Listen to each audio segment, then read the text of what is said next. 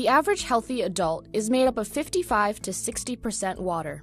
The average baby, on the other hand, is roughly 75% water.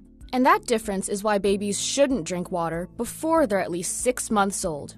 Not from the tap, or a well, or a spring. Plain water is just plain off limits. You see, everyone's kidneys have a limit to how much water they can handle.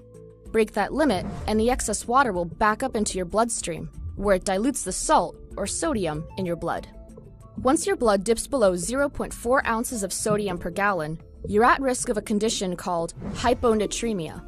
It happens when your cells try to return sodium levels to normal by absorbing the extra water and swell up like a water balloon in the process, causing complications like confusion, vomiting, and muscle spasms.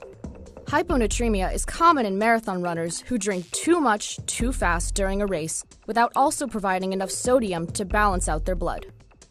And if you keep drinking, that excess water will eventually reach the cells in your brain.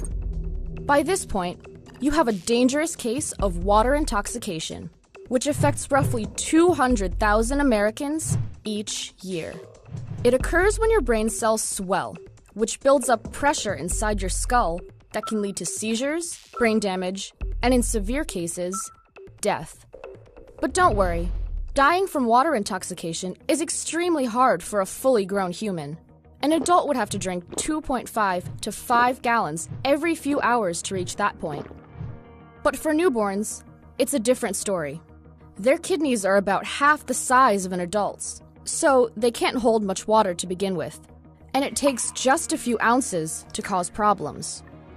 On top of that, their kidneys aren't developed enough yet to properly filter water, so any water that enters their body ends up in the circulatory system, where it dilutes their blood and increases their water content by 7 to 8%. But it's not just drinking straight H2O that poses a threat.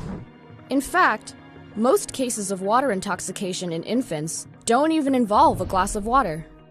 A common mistake is when people dilute baby formula too much by accident, or when parents dunk their infants up and down in a swimming pool, and in the process the infant gulps in too much water. It's important that if your baby is showing signs of water intoxication, that you take them to the hospital immediately, where a doctor will likely provide some form of fluids, like intravenous saline solution, to bring the infant's sodium levels up to normal.